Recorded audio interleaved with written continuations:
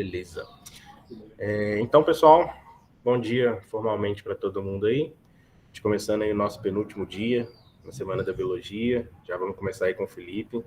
Essa palestra aí vai ser bem bacana. E eu espero que vocês gostem. Felipe, eu vou deixar você se apresentar. E eu vou ficar de olho aqui no chat, né? Porque você não vai conseguir ver na hora que começar a apresentação.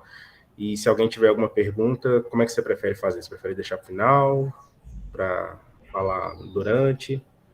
Não, na verdade, a primeira coisa que eu vou fazer é um pedido. Eu normalmente não gosto de fazer essas palestras, essas conversas online, porque eu acho que falta muita interação. Você não consegue ver a pessoa do outro lado. Então, meu primeiro pedido é para que todo mundo, se possível, abra a câmera de vocês, porque eu botei aqui para aparecer todo mundo. Quem puder, por favor, abra a câmera, porque é muito chato ficar falando para um computador. E com relação às perguntas, cara, é um bate-papo. Na verdade, eu quero interação. Eu vou falar alguma coisa, aí eu vou mostrar um vídeo, o pessoal pode rir, pode comentar, pode perguntar. É muito mais um bate-papo. Eu peguei algumas fotos, alguns vídeos do trabalho do zoológico. É muito mais um bate-papo do que uma coisa formal, sabe? Então, eu vi que teve gente que abriu, ficou com vergonha porque o resto não abriu e fechou de novo. Então, assim, a palestra só começa com pelo menos 50% da palestra. Faz favor aí, gente. Ou então vai estar todo mundo dormindo. Entrou só para pegar o certificado, pode ser também. Não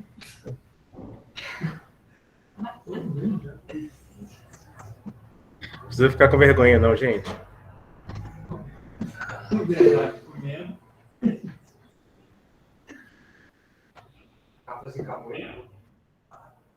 Bem, quem não conseguir, tudo bem, mas quem conseguir ligar...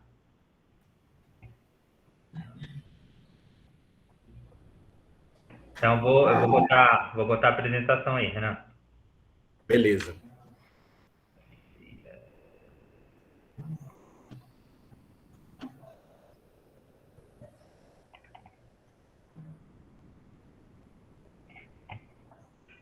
Tá aparecendo, viu?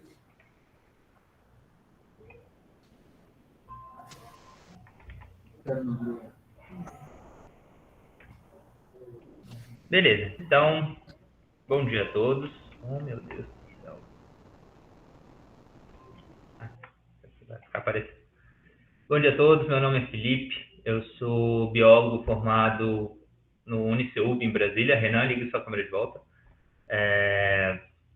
Me formei já há bastante tempo, sou graduado em 2011, depois vim direto para o Zoológico de Brasília, tive uma oportunidade entrando numa assessoria do setor de répteis do Zoológico, onde fiquei por uns 8 meses, mas aí no Zoológico abriu uma vaga no setor de mamíferos.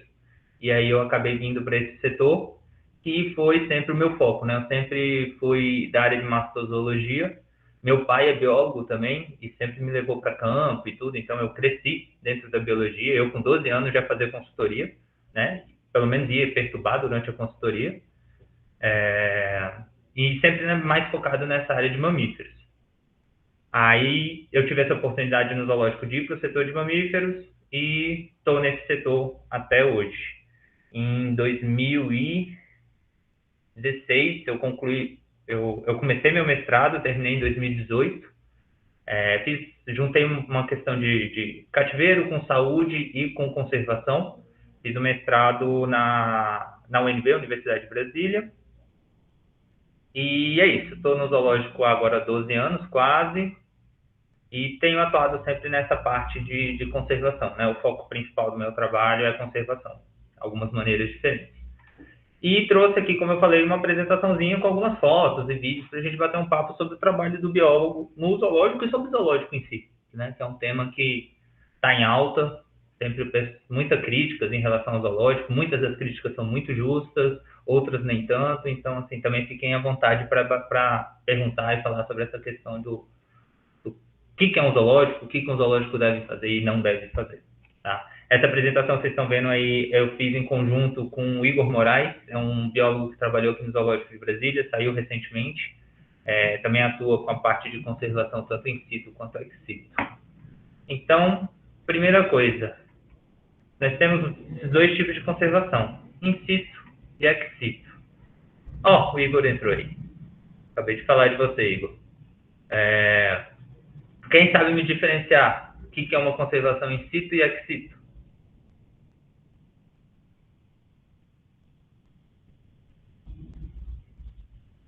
Para falar tem que abrir o microfone, viu, gente? Acho que tá todo mundo com o microfone respondendo, mas com o microfone fechado.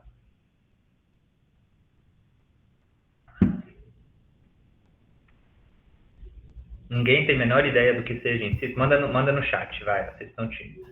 In situ seria em cativeiro e ex situ fora do cativeiro, no ambiente natural? Isso, exatamente. In situ é quando você está fazendo a conservação de uma espécie em seu ambiente. Então, se você está fazendo uma pesquisa em campo, estudando o comportamento ou a ecologia de o bugio na Mata Atlântica, você está lá no campo, você está estudando para fazer conservação in situ. Quando você pega uma unidade de conservação, ela faz conservação in situ. Você pega o local, o hábitat natural daquela espécie e trabalha a sua conservação. O ex situ é quando você está fazendo algo fora do ambiente natural daquele animal. Isso pode acontecer em um zoológico, pode acontecer em criadouro, numa universidade, qualquer local que você está trabalhando parte de conservação que não seja o hábitat específico daquele animal, é conservação ex situ. Mas o mais importante disso é que é tudo conservação. Isso está interligado. A conservação ex situ, ela só faz sentido se você juntá-la com a conservação in situ. Então, o trabalho do zoológico isolado, ele não é um trabalho de fato de conservação. Mas se você pegar como o zoológico consegue interferir no ambiente in situ, por suas diferentes estratégias, você está fazendo conservação. Os zoológicos têm 4 pilares principais, tá? Conservação, que na verdade é o pilar central, pesquisa, educação ambiental e lazer.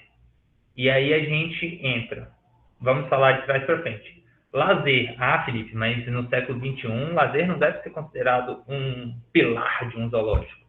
Deve sim. Não sei o que vocês acham, mas eu conheço raríssimas pessoas que vão no zoológico com o intuito de aprender sobre conservação de jaguarundi. As pessoas não vão para o zoológico com esse intuito. Eles vão para o zoológico para ter um momento agradável, para ver animais, para ter uma conexão com a natureza, para ter um momento de lazer, às vezes para fazer um piquenique, para tirar as crianças de casa, para isso que as pessoas vão ao zoológico. Agora, isso não pode ser tudo que um zoológico tem a oferecer. Então, o lazer é um pilar, mas ele não está isolado. Outro pilar é a educação ambiental. Então, assim, se as pessoas estão indo ao zoológico e buscam essa conexão com a natureza, é hora da gente mostrar para elas o que elas podem e devem fazer para conservar as espécies. Só o zoológico de Brasília recebe mais de 500 mil visitantes por ano. Então, assim, o potencial disso é gigantesco. A gente consegue, dentro dos nossos programas de educação, fazer muita diferença na atitude das pessoas. E é isso que a gente busca fazer. A gente tem vários programas, ou experiências, ou noturno, que são trabalhados especificamente para atender ao público e para conseguir passar alguma mensagem de conservação. E a ideia é que a educação ela funciona muito melhor quando você tem emoção envolvida.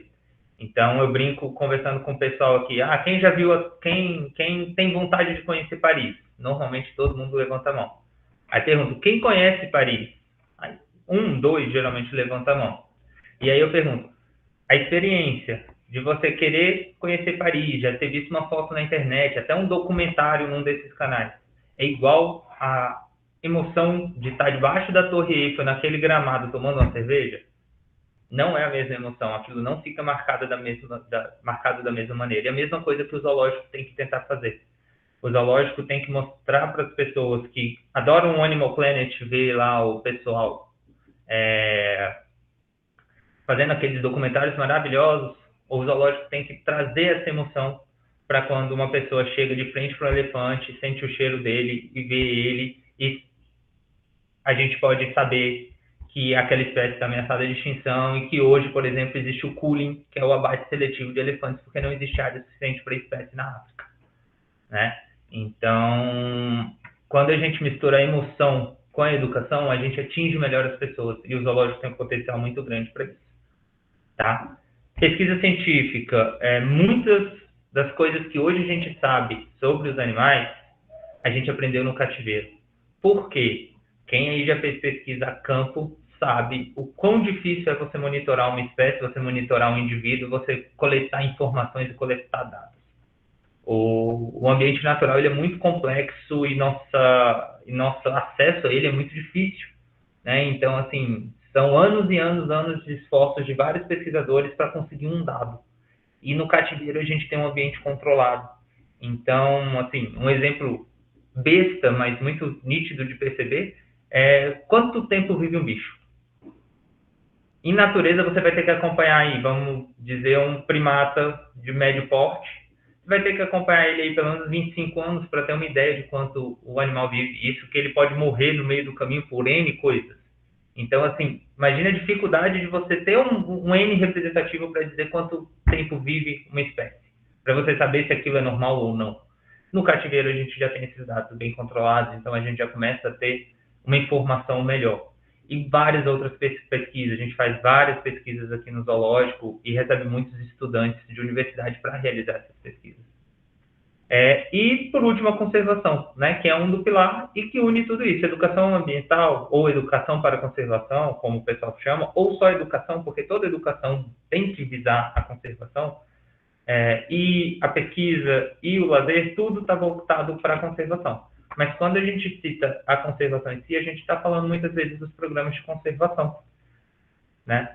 Está aqui o livro O Professor no Zoológico. Quem tem interesse nessa área, esse livro é muito bom. O Terry Maple é um dos maiores nomes de administração de zoológico no mundo. Ele revolucionou o zoológico de Atlanta.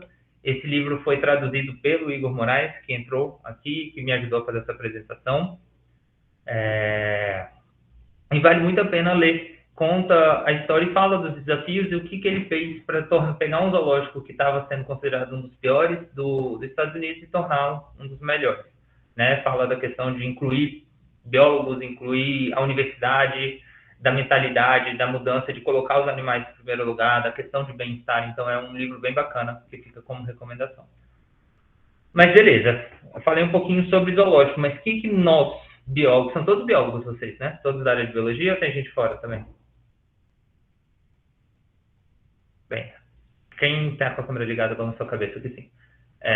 Então, o biólogo no zoológico ele tem um trabalho bem mais abrangente que as pessoas acham, né? Porque o que a gente normalmente compartilha e tudo são aqueles momentos de contato com os animais, de receber filhotes, mas é uma coisa bem mais complexa que isso. A gente tem todo um trabalho burocrático, né? Então, normalmente, assim, os zoológicos variam em relação à sua estrutura organizacional. Então, não é uma regra absoluta. Eu vou citar mais como funciona o zoológico de Brasília.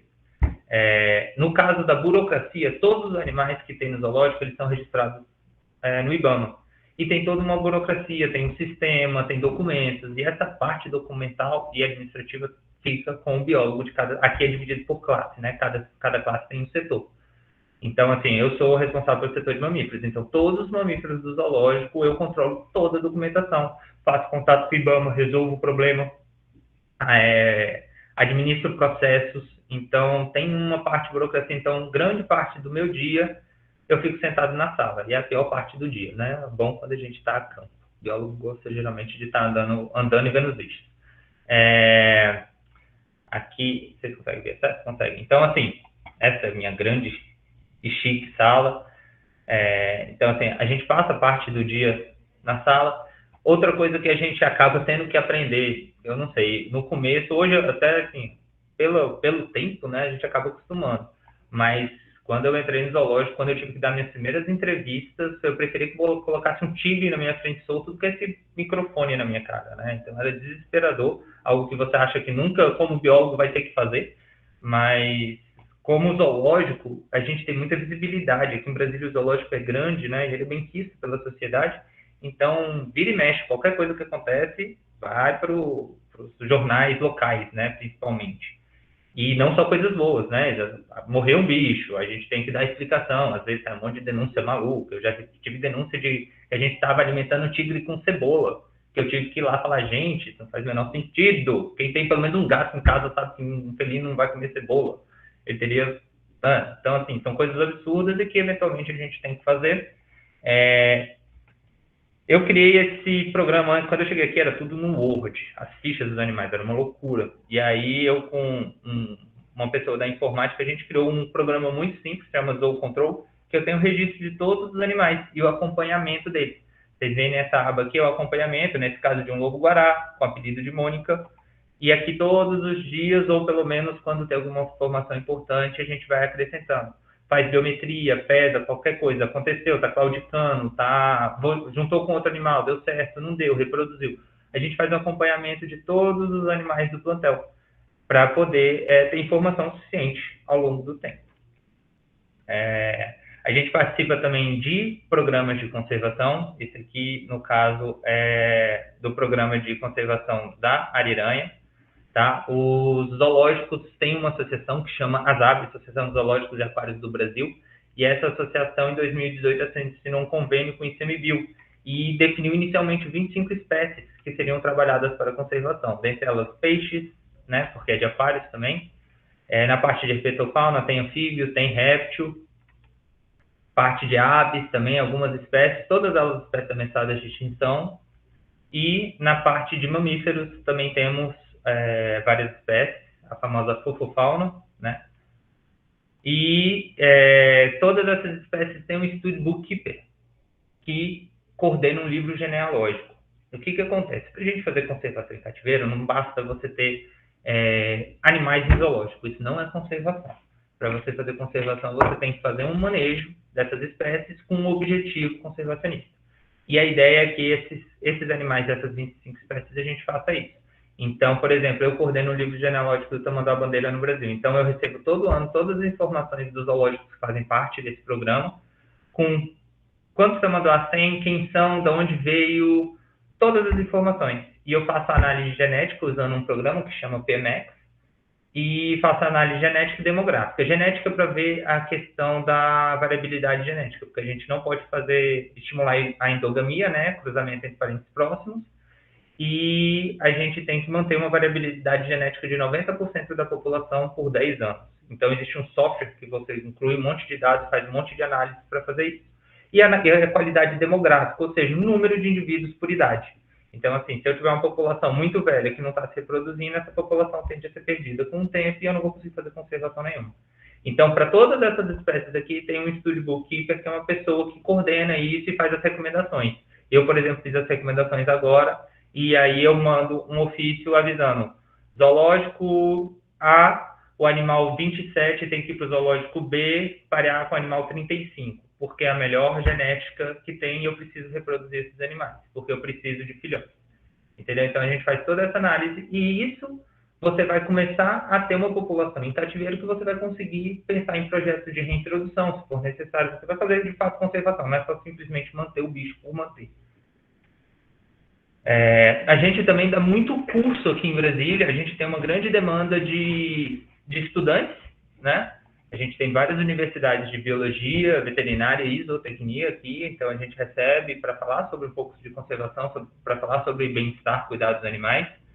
A gente recebe também muitas organizações de segurança, militar e não militar, então bombeiro, exército, polícia civil, para cursos de manejo de fauna, porque eventualmente eles têm que fazer esse tipo de coisa, né? Então, assim, bombeiro, a polícia militar ambiental que a gente tem aqui ligou para resgatar um bicho.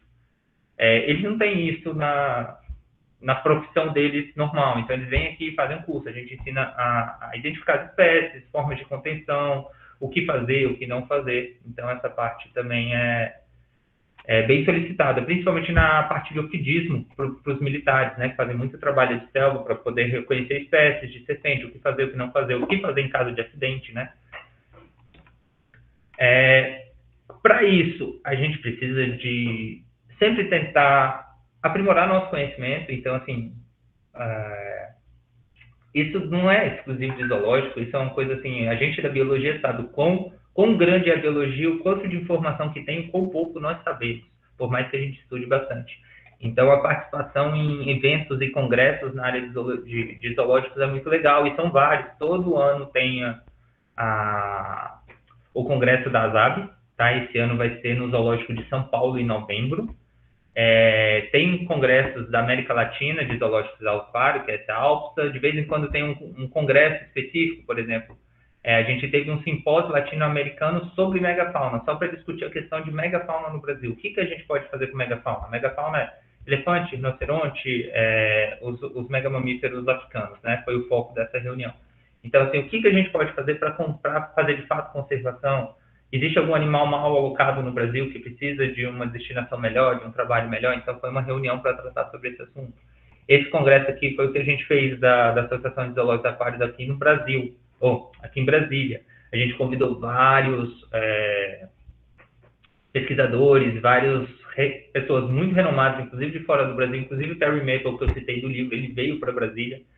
Então, assim, é muito importante essa parte de capacitação. Esse outro aqui sou eu fazendo um curso do African Safari. Todos esses instrutores são mexicanos e são referências em manejo de animal. Então, eu fiz um curso com eles de manejo de crises em zoológico, para aprender a gerir o zoológico como um todo no momento de crise. Se acontecer uma fuga, se acontecer qualquer coisa no zoológico, você saber como agir. E o biólogo, ele é o cara do zoológico que não para. Tá? Então, assim, uma coisa que todo biólogo zoológico tem que ter é disposição. Se não tiver disposição, as coisas não vão funcionar tão bem.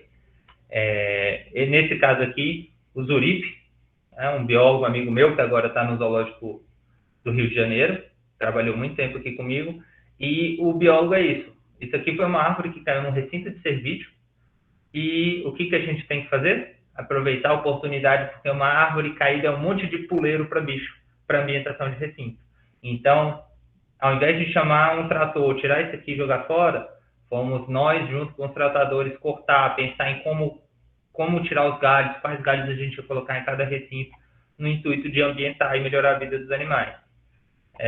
A gente faz o controle dos animais, então isso aqui é um leitor de microchip, para quem não sabe, todos os animais do zoológico eles têm que ser marcados individualmente, tá? Para você fazer um controle. Tem bicho que é muito fácil você diferenciar o outro. Eu tenho 2 elefantes, o macho e uma fêmea. Eu olho para um, eu sei quem é, olho para o outro, eu sei quem é. Ok.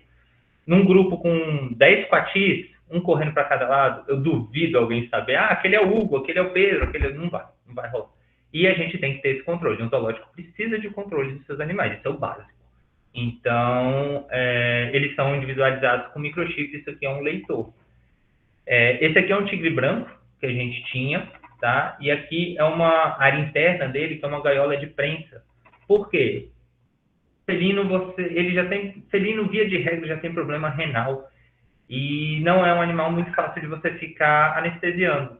Então, o que você faz para quando você precisa fazer algum manejo? Muitas vezes você faz uma contenção física. Essa grade que você está vendo aqui, ela é móvel. Você puxa para trás e empurra para frente. Então, a gente deu o comando, o tigre entrou nesse local, a gente fechou ele com essa grade e aqui a veterinária está fazendo uma coleta de sangue. Então, a gente está podendo fazer um exame no animal sem uma intervenção mais séria, que seria ter que fazer uma anestesia para a coleta de sangue. E essa coleta de sangue é prévia à anestesia para a gente ver os parâmetros para saber se a gente pode anestesiar. Então, aqui é a veterinária fazendo a coleta, mas essa parte da estrutura do recinto e a parte da segurança, manejo do animal, ela normalmente fica a cargo do biólogo. Esse aqui foi outra situação que a gente passou. A gente reproduziu o lobo-guará, tá, dentro do programa, e uma das coisas que a gente queria fazer era acompanhar, para fazer um estudo do crescimento biomédico dos filhotes, para ter parâmetros, porque muitas vezes chegavam alguns filhotes e a gente não sabia com que idade eles estavam chegando. Então, já que a gente reproduziu, vamos acompanhar esses animais, vamos ter esse estudo, ter essa base de dados para ter essa informação. Só que ela tinha vários lugares para parir a fêmea, mas ela acabou um buraco e pariu no meio do recinto. Aí, o que a gente tinha que fazer? A gente prendia ela lá no cambiamento dela, ela entrava para comer, a gente prendia, ela ficava lá quietinha comendo. E a gente tinha que simplesmente entrar no buraco dela, tirar os filhotes para poder pesar, medir, tirar foto, identificar tudo certinho, né? Fazer o acompanhamento dele. E aqui, quem vai fazer isso, normalmente, são os biólogos. Vamos ver aqui. Poxa, Renan, quando a gente testou, o vídeo funcionou, hein?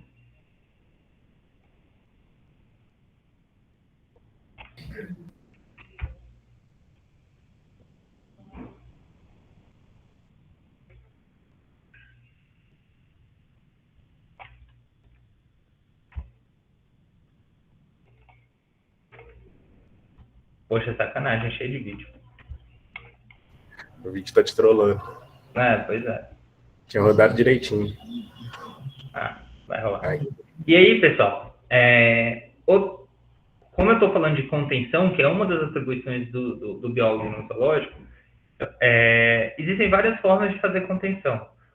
O ideal é a gente não precisar fazer a contenção dos animais. Hoje existe a técnica de condicionamento com reforço positivo, que você treina os animais para que eles respondam a um comando e você consiga facilitar o manejo do bicho. Isso é o objetivo de manejo de zoológico. É você conseguir, com condicionamento, ter acesso ao animal e fazer o que você precisa. Só que isso não é simples, não é fácil, precisa de uma estrutura, precisa de tempo, que nem sempre a gente tem. E tem espécies que são bem mais complexas de fazer isso também.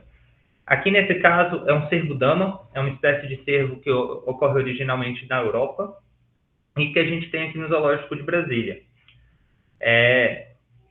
Lá é o hemisfério norte, aqui é o hemisfério sul, então a sazonalidade é completamente diferente. Esses animais, esses cervídeos, eles perdem o chifre na época reprodutiva.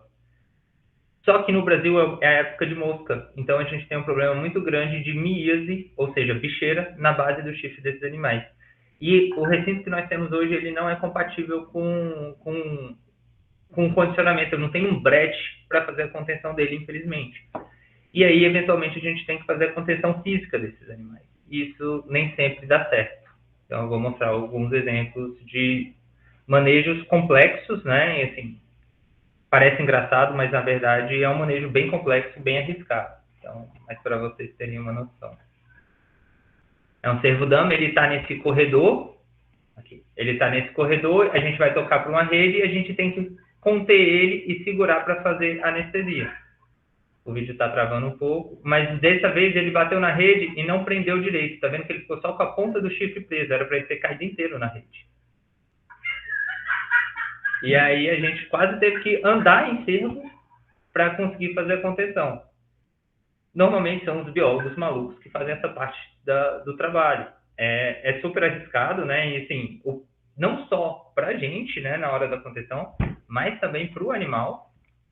Aqui outra vez, a sacanagem foi só que eu coloquei os 2 vídeos que deram errado. Eu não coloquei, eu acho que nenhum vídeo que deu certo. Aí parece que a gente nunca acerta, né? Mas eu vou mostrar outro vídeo aqui também de outro momento desse que a gente tentou fazer a contenção e ela não saiu exatamente como o habitual, né? Ou como a gente se projeta para acontecer. Então, a mesma coisa. O animal estava com miíase, a gente já tinha anestesiado ele várias vezes, era muito arriscado anestesiar de novo, e a gente tinha que fazer a contenção física. Era a última opção e a opção viável. Então, o animal está nessa área aqui, né, no corredor, a equipe se posiciona, a gente já tem uma divisão de tarefas prévia, então a gente sempre conversa para saber quem que vai fazer o quê e como vai fazer, mas nem sempre as coisas saem exatamente como a gente planejou. Entra uma pessoa lá no cambiamento para tocar o animal, ele bate na tela.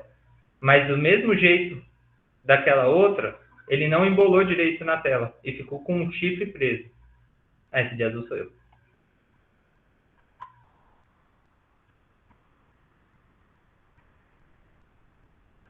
O que está no chão agora.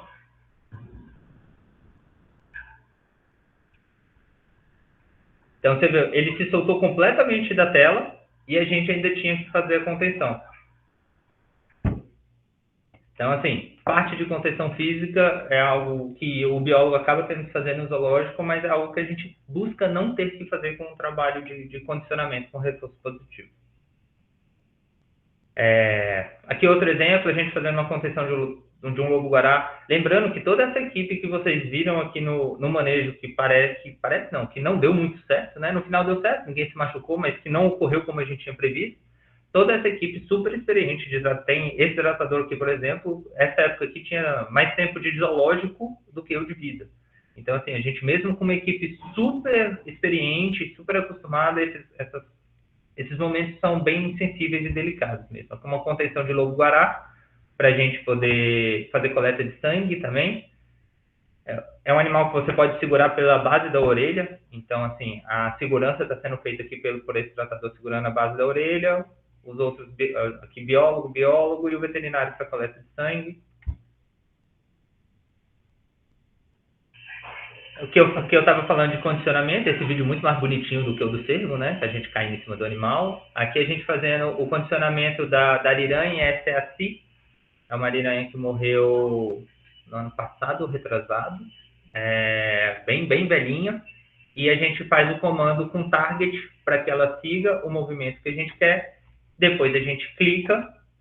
Vocês estão, não tem som aí, né?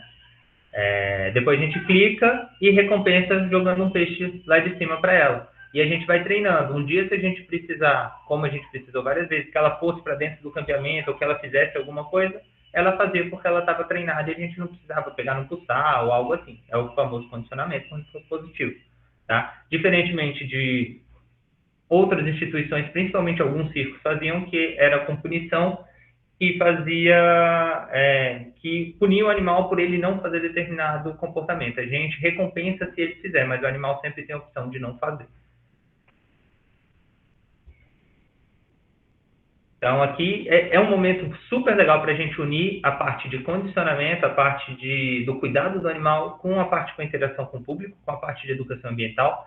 Então, quando a gente consegue, a gente põe uma equipe para explicar para as pessoas que visitam o zoológico o porquê que a gente está fazendo isso, como funciona, sobre o animal. Então, assim, é uma parte muito interessante para ter uma equipe de biólogos, não só fazendo o condicionamento, mas fazendo a parte de educação também. Outro exemplo de condicionamento com reforço positivo, dá o comando para o tigre, ele sobe. Isso é um processo para a gente conseguir fazer ultrassom no animal. Você dá o comando, o animal sobe, você pede, ele encosta a barriga na tela e você consegue fazer ultrassom. Então, você consegue descobrir, por exemplo, se uma fêmea está prenha, sem ter que fazer algo mais invasivo. Até porque com animal gestante é muito mais complexo uma anestesia ou algo nesse sentido. Coleta de sangue em tigre. Tá vendo que o animal está tranquilo, está respondendo o condicionamento lá, comendo, e a veterinária aqui, ou o biólogo, porque o biólogo também pode fazer colheita de sangue, tá? Ou o biólogo veterinário fazendo a colheita do sangue do animal. Sem estresse, sem risco para o animal, sem risco para a gente. Esse é o goal, é o nosso objetivo, né? Tem como você fazer isso com elefantes também. E o biólogo, ele trabalha com a parte de conservação e bem-estar. Quando a gente fala de bem-estar, a gente fala muito da parte de condicionamento, enriquecimento e ambientação de recinto. Então, essas ideias de criar um ambiente que seja adequado para a espécie é um dos papéis do biólogo. Ele tem que projetar os recintos, não só a parte de segurança, então você tem que ter uma ideia. Existe uma instrução normativa que dá algumas bases, mas ela é fraquíssima e não tem tanta informação, além de exigir espaços mínimos horrorosos. Então, assim, o biólogo tem que trabalhar essa parte de qualidade de vida. Existem alguns referenciais, principalmente no exterior, que você pode usar e pode aprender e ler sobre ambientação de recinto, sobre segurança de recinto. Então, aqui são alguns recintos e a gente trabalhando. Então, esse aqui era um recinto que não tinha nada, a gente estava colocando vários troncos, plantando, botando um substrato novo, folha seca. Isso você tem que pensar tanto no animal, então você vai, que espécie que eu estou trabalhando? Quem vai vir para esse recinto? Você tem que saber quais são os comportamentos para montar um recinto, né? Não adianta você montar um recinto para primata ou para um pequeno felino que é muito arbóreo, você não botar um tronco no alto, você plantar e deixar ele lindo no chão, mas sem um tronco no alto. Então você tem que saber a espécie que você está trabalhando. Cachorro do mato vinagre é um bicho que adora água, então a gente fez uma piscina bem grande para ele, joga enriquecimento lá dentro, ele anda, mergulha dentro da água, tira, mas é uma espécie que gosta de vez em quando de deitar no alto. A gente botou esses troncos.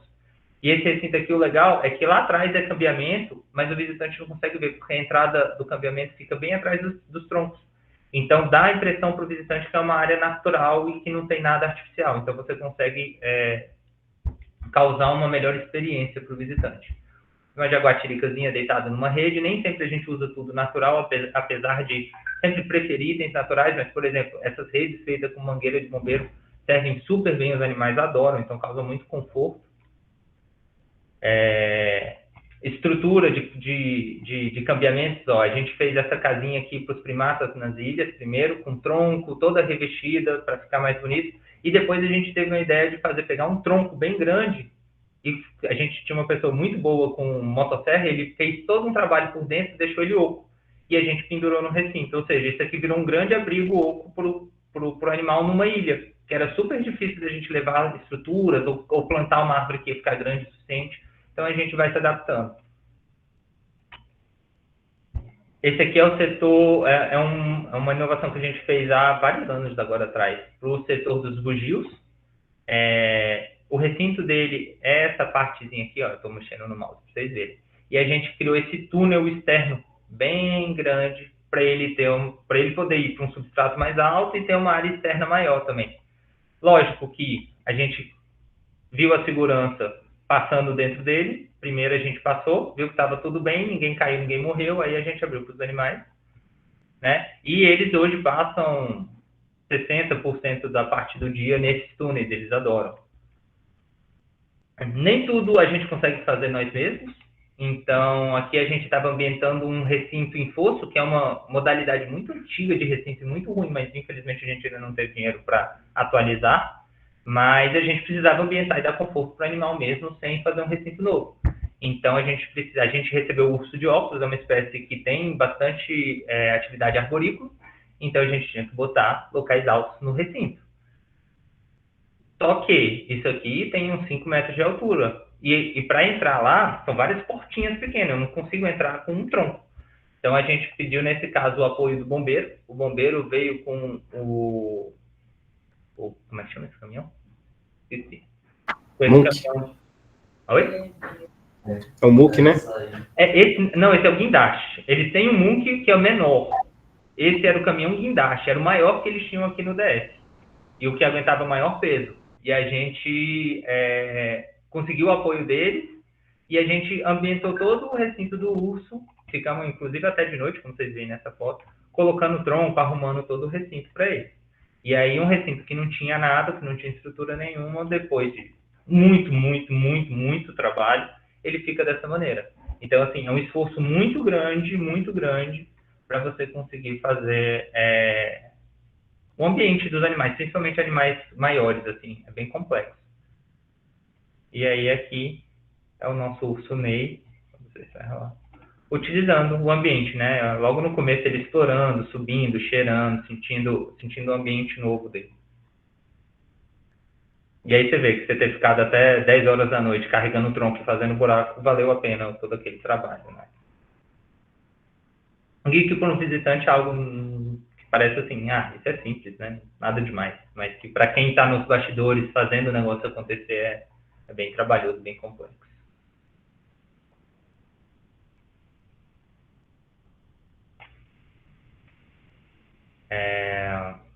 Aqui a gente usando o nosso caminhão Munk, esse é nosso mesmo, menor, e a gente colocando um cupinzeiro para os tamanduás, né, num cupinzeiro que estava numa raiz de árvore, a gente botou, o tamanduá fez a festa, muito legal. Esse era o recinto do tigre branco que eu mostrei, então a ideia é que a gente consiga simular ao máximo o ambiente natural. Então tirar aquela ideia dos recintos de concreto, liso, sem nada, que tinha no passado, e ter ambientes cada vez mais complexos e mais naturais. Isso vai favorecer a parte de bem-estar. Você vai dar para o animal opção, e opção é o suprassumo do bem-estar. O animal tem opção: sombra, sol, ambiente mais fechado, ambiente mais aberto, ambiente mais quente, mais frio. Então, assim, um local para ele se esconder, ele quer se esconder totalmente do público, ele tem essa opção. Então, assim, quando você pensa em bem-estar, você tem que pensar sempre em opção. E a complexidade gera opção. Então, todos os recintos a gente tenta deixar mais complexo possível. A gente recebe muita reclamação por causa disso. Fui no zoológico e não vi tal bicho. Eu falo, volte novamente. A ideia do zoológico não é uma vitrine de shopping, é um local de apreciação da natureza, né? Então, assim, volte novamente, sente lá, espere um pouco. O animal tem que ter opção, né? O bem-estar em primeiro lugar. Então, é isso que a gente vem tentando fazer. E você vê, o Dandy ficava bem escondidinho no meio do mato. Ele era bem tímido, inclusive. Aqui a gente pensando novos comedores para os cervídeos, porque a gente estava jogando alimentação no chão e estava dando muita formiga. E a formiga estava comendo o capim dos cervídeos. Então a gente pegou modelos, lógico, não tiramos isso aqui da nossa cabeça, a gente pegou modelos de fazenda básico, mas fizemos acontecer. E o biólogo no zoológico vai fazer acontecer.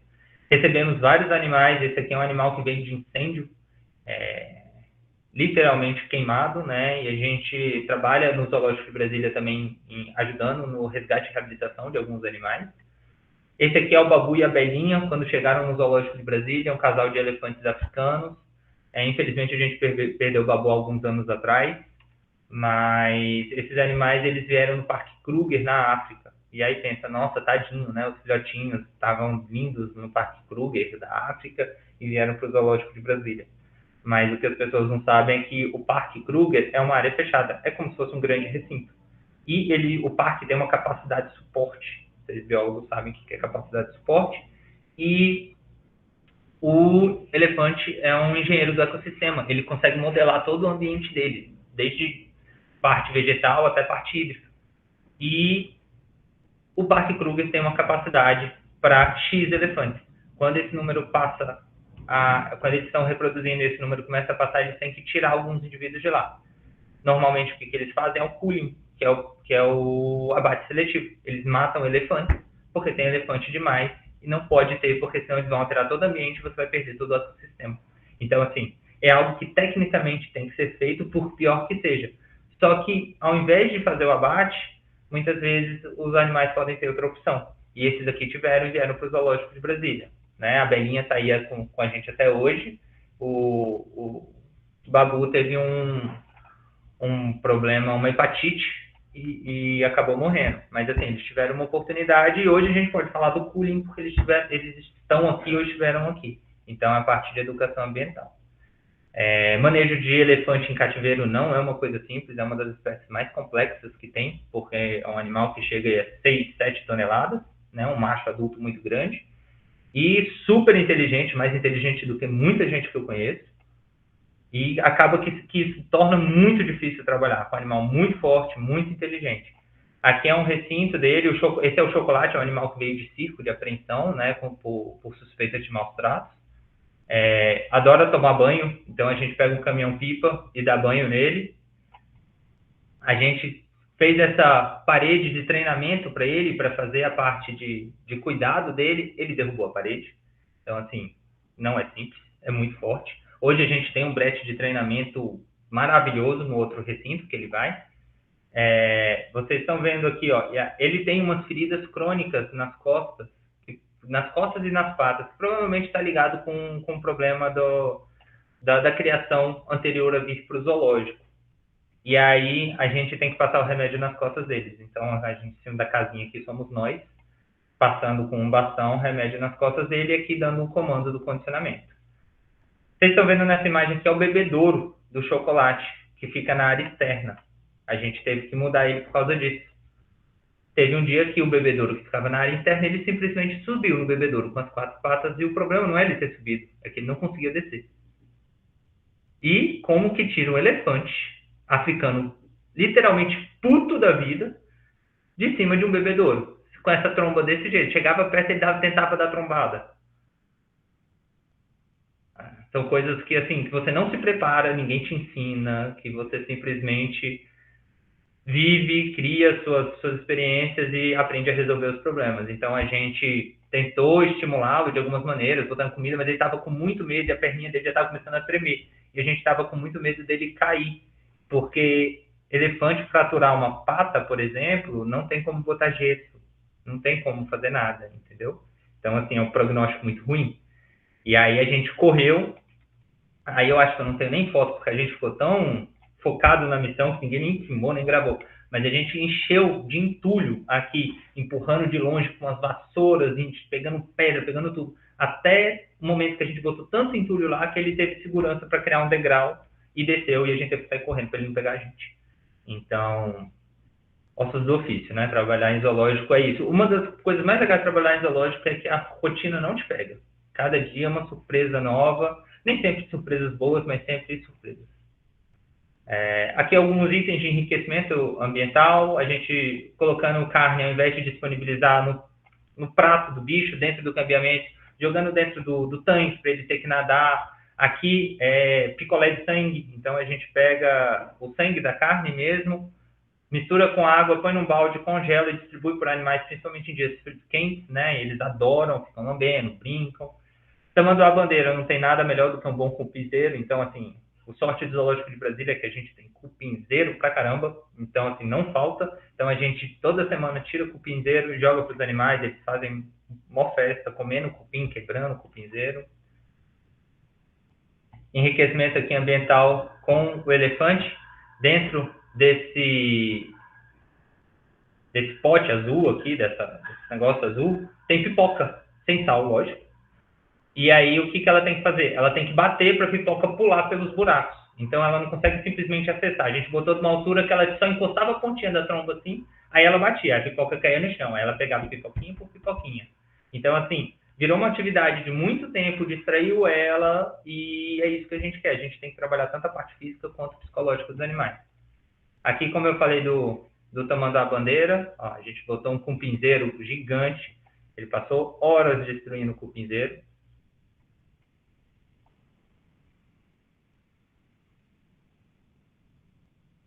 Tem, lógico, a parte fofinha, fofofauna, filhotinhos, que todo mundo gosta.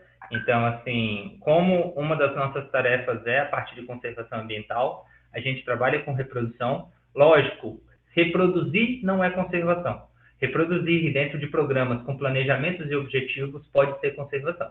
Então, assim, vejo várias instituições aí, nossa, parabéns, reproduzimos cachorro do mato. Eu olho e falo, meu Deus, para que você reproduziu o cachorro do mato?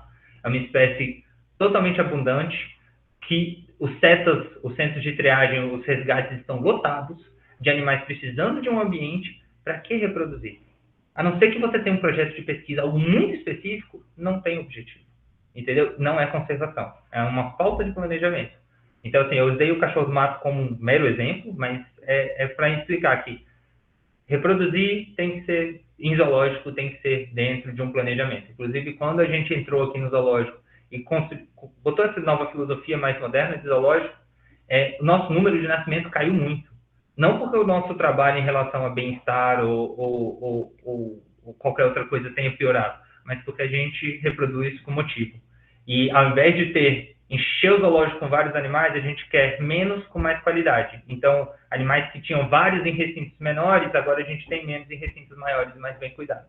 Então, é algo que a gente está fazendo com o passar do tempo. Esse aqui é uma anta filhote que a gente recebeu de resgate da Chapada dos Veadeiros, aqui no Goiás, para quem não conhece. E a mãe foi morta e ela estava sendo acuada por cachorros. E é um indivíduo que hoje, eu não tenho a foto aqui, mas é um indivíduo que hoje é mãe. Reproduziu aqui no zoológico, é uma espécie ameaçada de extinção, que tem programas de pesquisa em cativeiro, que tem programas já sendo desenvolvidos de reintrodução na natureza, principalmente na área da Mata Atlântica, onde a espécie está praticamente extinta. Então, assim, tem um planejamento, tem um porquê e a gente reproduziu. 2 indivíduos que vieram de resgate, tanto o macho quanto a fêmea, a gente cuidou deles desde filhotinho, de uma maneira não totalmente humanizada, tá? Filhotinho não pode ficar no colinho o dia inteiro, porque depois o animal não aprende a ser um animal, ele acha que é um humano e depois você não consegue juntar com outro indivíduo, você tem vários distúrbios comportamentais. Essa foi a espécie que a gente reproduziu aqui, o Adax, é uma espécie criticamente ameaçada de extinção, que chegou a ser considerada extinta na natureza, agora já tem indivíduos sendo reintroduzidos, graças aos trabalhos do zoológico. Só que nesse caso, a mãe era uma mãe de primeira viagem, ela não estava amamentando direito o filhote. Então, a gente eventualmente tinha que pegar o filhote dela e amamentar. E nesse caso, eu estava amamentando e eu alimentava em cima e ele soltava tudo embaixo de mim. Eu saí daqui marrom, literalmente. Aqui algumas outras partes, a gente cuida também da parte de transporte de animais, né? Então, aqui são animais que a gente envia e recebe. Então, caixa de transporte, como tem que ser, como prepara o animal para a viagem. Nesse caso aqui, um tigre branco, que estava no recinto, é aquele recinto em fosso que é péssimo, a gente quer acabar com todos, mas que ainda não conseguimos. Então, toda a parte de segurança, de logística, a gente pensa. Estamos sempre envolvidos na parte de medicina veterinária, né? Então, essa briguinha em alguns lugares tem, eu acho, mas eu acho que está acabando. Briga entre biólogo e veterinário é uma briga muito besta, cada um tem seu espaço, eles são complementares. A gente trabalha muito em conjunto aqui no zoológico. Eles deixam até eu ser a manicure da onça, lá, como eles são bonzinhos. Então, a gente se dá super bem. Então, vários procedimentos a gente faz em comum. Parte de pesquisa científica, esse aqui foi parte do meu mestrado.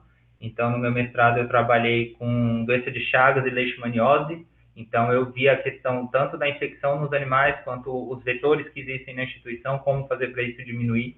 Então, um trabalho de saúde voltado à parte de bem-estar também. A gente recebeu, dentro dessa área de pesquisa também, o fotógrafo, deixa eu ver se tem outro aqui.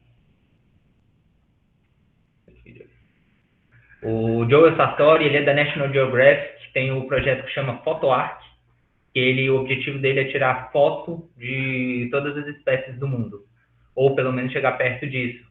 E aí ele veio aqui, ele viu que a gente tinha várias espécies ameaçadas de extinção que ele não tinha foto, eles fizeram um tour no Brasil, em algumas instituições, e vieram aqui em Brasília.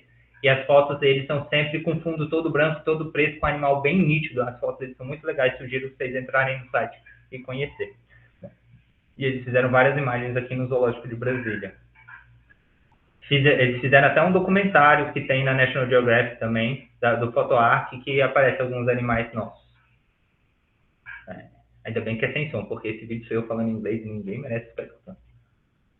A gente participa de algumas reintroduções na natureza e de resgate. Nesse caso aqui, foi um animal que estava em área urbana, preso numa tela que não tinha para onde ir, a não ser para o meio de uma rodovia. E aí a Polícia Militar Ambiental estava com dificuldade de pegar, eles consultaram a gente foi com uma equipe e fez a contenção desse tamanduá-bandeira.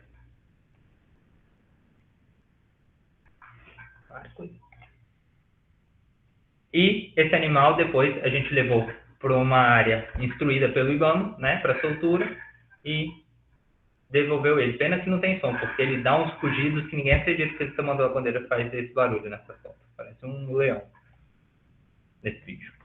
Então, a gente soltando ele de volta. Então, isso é bem prazeroso, sabe? A gente fala assim, a soltura tem que ser super bem feita, bem estabelecida, mas quando ela acontece de uma maneira legal, é muito gostoso participar e ver o animal depois correndo de volta na natureza num cerradão bonito desse.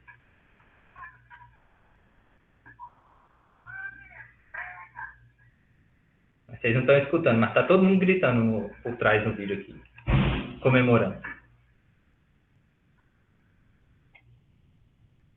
Alguns resgates no meio da cidade, né? Então a gente tem uma área aqui que tem bicho preguiça, elas vivem saindo e pendurando nos fios ou tentando atravessar a rua. E aí, nesse caso, se pendurou nesse fio, felizmente não era um fio elétrico, então deu pra gente trabalhar com calma, era só telefone. E aí o pessoal chamou a gente para fazer a contenção. Nem sempre as coisas dão muito certo, tá? Esse é um grande amigo meu e um excelente biólogo que hoje é bombeiro, que durante um manejo de tamanduá-bandeira para uma gravação de um vídeo, o tamanduá foi mais rápido que ele. Essa parte comportamental é difícil de perceber, então o animal que teoricamente era razoavelmente tranquilo, interpretou alguma situação de uma maneira diferente do que a gente esperava e agrediu, né? Partiu para agressão, conseguiu pegar ele. E o desespero dele era porque todo mundo estava vendo que ele estava de cueca vermelha, tá? Era o maior desespero dele. Outros acidentes, né, que a gente teve, esse aqui sou eu, essa é a minha cara, eu tomei um pequeno beijo de um macaco, mas eu juro que foi carinhoso. Tomei alguns pontos e está tudo bem. Mordida de lontra, olha a unhinhazinha do lado, isso aqui deve ter doído bastante, essa não foi minha, felizmente.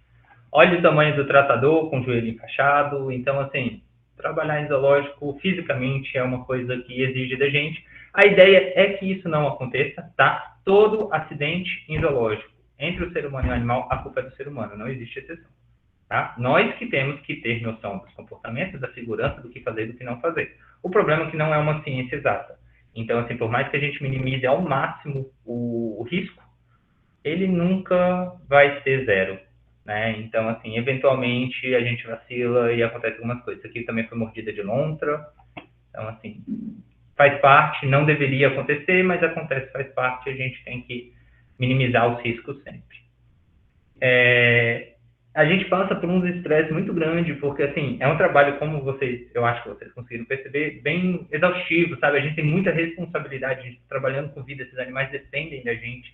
Então, assim, é super desgastante pra gente. Quem trabalha em zoológico e trabalha mesmo, gosta, geralmente são pessoas que sempre estão cansadas, porque sempre estão fazendo muita coisa, resolvendo muitos problemas, sempre tem muito peso nas costas. E tá tudo bem, faz parte. Mas aí a gente passa por situações dessas, de pessoas mal intencionadas que se dizem protetores de animais, fazendo falsas acusações, fazendo comentários absurdos na internet, falando um monte de besteira. Esse aqui eu peguei um leve, que, como eu falei, já fui chamado até de carrinhos cachoeiro. Eu tive que entrar na internet para descobrir o que esse cara tinha feito, para saber se eu tinha feito também. Eu lembrava do nome, mas eu não sabia qual era o crime. Agora, esse cara era bicheiro. Então, assim, tem doido para tudo, muita gente mal intencionada. E o que a gente precisa? A gente precisa mostrar para as pessoas que são da causa animal que nós somos também. Então, as pessoas bem intencionadas, elas vão estar do nosso lado e a gente do lado delas. Lógico que, como qualquer pessoa, você vai ter diferença. E eu acho que isso é melhor, a pessoa acha que isso é melhor, e está tudo bem. Divergência de ideia é o que faz as coisas irem para frente, está tudo bem. O problema é que algumas pessoas, elas tentam usar a causa animal para conseguir voto, para conseguir dinheiro, são mal intencionadas mesmo, e isso a gente passa e é bem desgastante, mas faz parte também. Aqui era só um obrigado. Então, assim, basicamente, um pouquinho do que a gente faz é isso. Trabalhar no zoológico é muito, muito bom. Infelizmente, a gente não tem uma carreira em zoológicos no Brasil bem estabelecida. Muito zoológico é público, são cargos comissionados que dependem do político que está lá no comando. Agora a gente está com a privatização de alguns zoológicos, vamos ver como vai ser. Também, assim, não são só flores, tá? Tanto zoológicos públicos quanto particulares vão ter problemas, alguns problemas em comum, outros diferentes, porque o público tem o político que às vezes manda no zoológico mais do que os técnicos. Felizmente não é o caso aqui de Brasília, a gente consegue até ter bastante gerência sobre o trabalho que nós fazemos, mas isso não acontece em algumas instituições que o político manda, o técnico sabe o que fazer, como fazer, mas o político fala, não pode ser assim, eu quero de outra forma, e ponto final.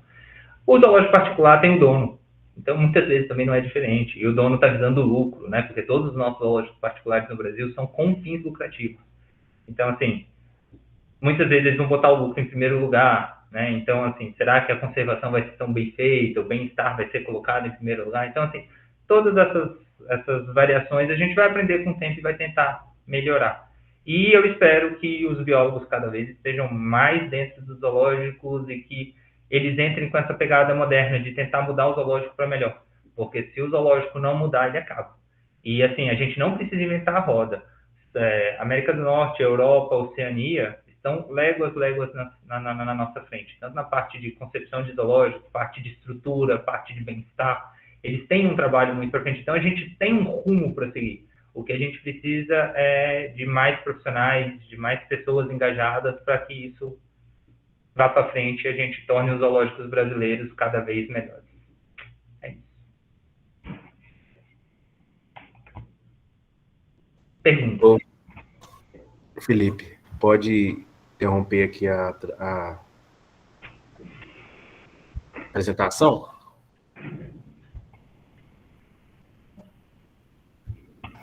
Felipe, Pessoal, eu tenho uma pergunta. Pode falar aí. Você falou da disputa que tem entre o veterinário e o biólogo. Eu queria saber quais que são as ações que são específicas de cada um, que um pode e o outro não pode fazer. As coisas que são mais nítidas, que são específicas, são as questões dos veterinários em relação aos procedimentos veterinários.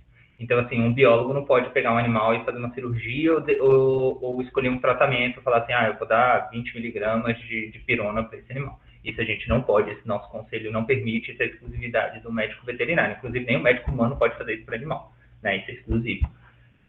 O biólogo, a nossa área, ela é tão abrangente que a gente tem pouca coisa específica. Então, assim, normalmente o que a gente pode fazer, os outros podem também. E eu acho que até uma coisa assim que falta nosso conselho também estar mais ativo, porque veterinário escreve um programa de conservação, não tem nada que impeça. Agora, o veterinário não estudou evolução, não estudou ecologia de população, ecologia de ecossistema, ecologia de paisagem, né? Não estudou taxonomia sistemática. Então, assim, no meu ponto de vista, mas isso é pessoal, são falhas que a gente tem da nossa profissão mesmo. A gente não tem muita exclusividade, né? Quem tem um conselho bem forte, normalmente já consegue ter mais exclusividade. O veterinário tem nessa parte de tratamento. Mas é uma coisa que, assim, quando você tem uma equipe multidisciplinar que entende o objetivo do zoológico como um todo, no caso de zoológicos, né, você consegue administrar isso muito bem. Então, aqui no zoológico, por exemplo, essa parte mais de conservação, de participar dos programas, de que bicho vai fazer, parte mais genética, reprodução, a gente, biólogo, acaba tendo mais interferência, né? E a parte dos veterinários ficam com mais tratamento. Mas é até legal quando os veterinários participam da nossa parte também. Eles dão ideias, trocam, acrescentam informações, né? Então, assim, a ideia é conseguir trabalhar em conjunto e, assim, eu não consigo te dizer uma coisa que seja específica que só o biólogo faça, porque eu acho que não tem. Então, o treinamento que você estava falando e ações, por exemplo, de fisioterapia podem ser feitas pelo biólogo também. Pode. O treinamento, a chefe do núcleo de bem-estar do zoológico é uma bióloga. A parte de bem-estar, quem coordena é uma bióloga. A gente tem um veterinário junto com ela, mas poderiam ser 2 biólogos, por exemplo. Na diretoria de mamíferos, que é a diretoria que eu coordeno, nós somos 3 biólogos, tá? E a gente faz treinamento, enriquecimento ambiental. O que a gente não pode fazer é medicar os animais. E, assim, a gente pode até medicar com o veterinário do lado. Então, por exemplo, quem tem mais experiência aqui em tiro com anestésico ou com droga, mas com projetal, com dardo, sou eu.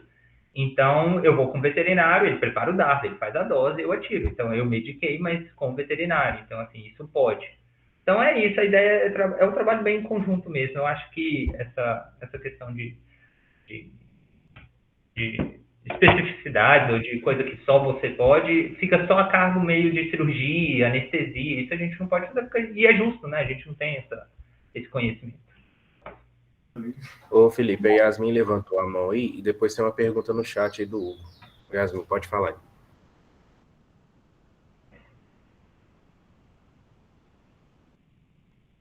Tá com o microfone desligado. Dá para ouvir agora? Sim. Felipe, bom dia. Eu queria dizer que eu gostei muito da palestra e que você falar assim que os biólogos passam perrengue e tal, e a gente aqui desse lado sentir que quer viver esse perrengue é o maior indício que a gente está no caminho certo. Esse negócio de não ter rotina no zoológico e tal. E de ter desafio, essas coisas assim. A gente tem vontade de viver isso, e aí que a gente vê, tipo, caraca, realmente, tô aqui para isso e tal. E eu queria saber como que a gente faria para arrumar um estágio ou trabalhar no zoológico depois de formado, já aproveitando aí para fazer um networking. É o famoso perrengue chique, né? Pelo menos chique pra gente. A gente gosta desses perrengues. Tem nada melhor do que... É isso. Aquele dia que a gente está cheio de perrengue, resolveu um monte de coisa, é o dia que eu chego em casa feliz, tranquilo, aliviado, né? Biólogo é um bicho besta, não tem jeito não. Quem não for besta, eu acho que está no curso errado, porque biólogo gosta de perrengue. Com relação a... Bem, vou falar especificamente do zoológico de Brasília, tá? Porque essa questão de estágio, emprego, varia muito de instituição para instituição. As instituições privadas entrar em contato com elas, tentar mandar currículo, eu não sei exatamente como funciona. No caso do zoológico de Brasília, a gente está reformulando a parte de nosso estágio obrigatório de conclusão de curso, tá? Então, aquele estágio de conclusão, o final, obrigatório, a gente vai começar a ter uma seleção semestral, e aí a gente tem número de vagas por setor, por exemplo, o setor de mamífero vão ter 2 vagas de manhã e 2 vagas da tarde. Setor de aves, sei lá quantas vagas. Então, assim, você vai concorrer a uma vaga dessas e você vai poder fazer o seu estágio obrigatório aqui no zoológico. Além disso, nós temos o estágio remunerado, só que esse eu acho difícil de acontecer para quem não mora em Brasília, porque ele é por 6 meses todos os dias, entendeu? No mínimo. Então, esse é um estágio que funciona para quem, por exemplo, faz universidade aqui em Brasília, tem um período livre e consegue, ainda recebe dinheiro para isso, né? Eu acho que recebe 1.000 conto para isso por mês. que é pelo CIEE, que é o Centro de Integração Empresa-Escola. Emprego. O Zoológico de Brasília é um zoológico público e a gente, infelizmente, nunca teve um concurso público para o zoológico. Agora abriu um concurso público para o GDF, que tem vaga de biólogo. Esse biólogo pode ir para qualquer lugar do GDF, um dos locais é o zoológico. A gente não tem como ter certeza para onde esses biólogos vão. Mas hoje, a equipe técnica do zoológico é formada por cargo em comissão. É um cargo de confiança do diretor-presidente, da diretora-presidente, no caso. Felizmente, nossa diretora-presidente, que é uma indicada política, ela foi bem criteriosa na equipe técnica e manteve as pessoas por causa de currículo e tudo, e não entrou em picuinha política, esse é de político A, B ou C. Então, assim, é uma coisa que, infelizmente, não acontece normalmente, mas hoje a gente tem uma equipe assim, mas basicamente, hoje, eu posso estar aqui falando com vocês, ser exonerado e ir para casa sem nada, porque alguém tem um primo que formou em biologia e quer botar no meu lugar e não tem exigência nenhuma, não tem que comprovar nada, não tem nada, entendeu? Então, assim, é uma dos lados negativos de não existir uma carreira bem feita em zoológico, sabe, no Brasil. Respondi tudo? Entendi, obrigada. Eu fui no Zoológico de Brasília em 2018 e aí eu visitei a biblioteca e tal. Eu não tinha entrado para biologia ainda. Aí eu enchi tanto o saco da tia da biblioteca que ela me deu um livro. E aí eu tenho vontade de voltar para agradecer ela e tal, falar que eu fiz biologia, nananã, e visitar o zoológico de novo. Ah, legal. Vai ser bem-vindo. Me avisa se vier.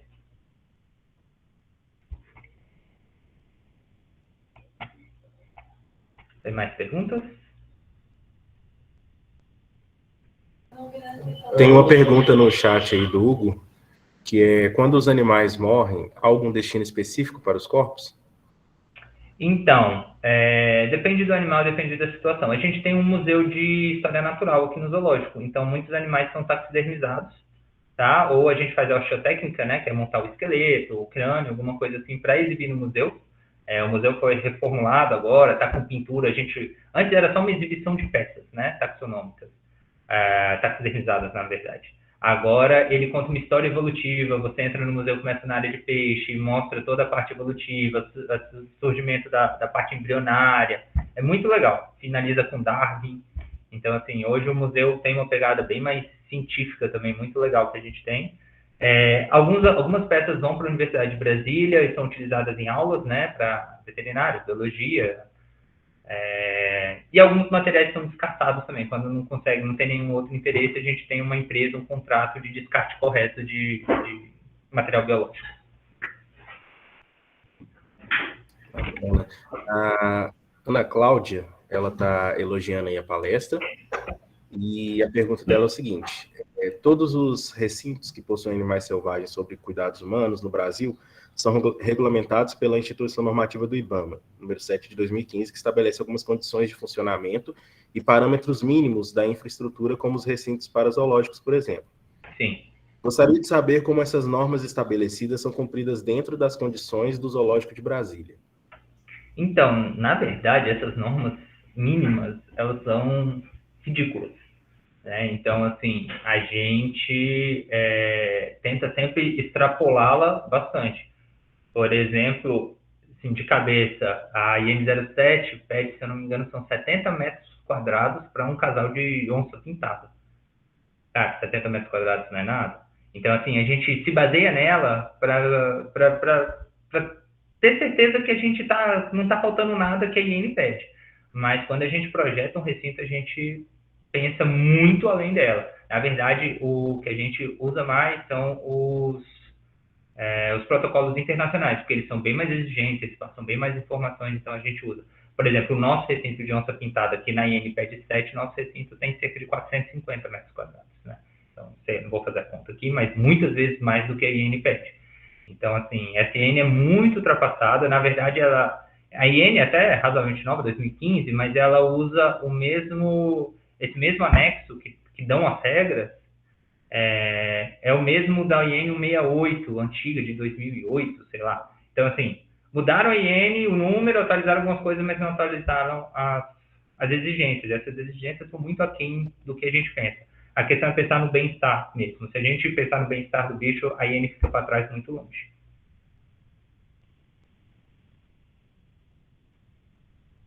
Bacana, Felipe.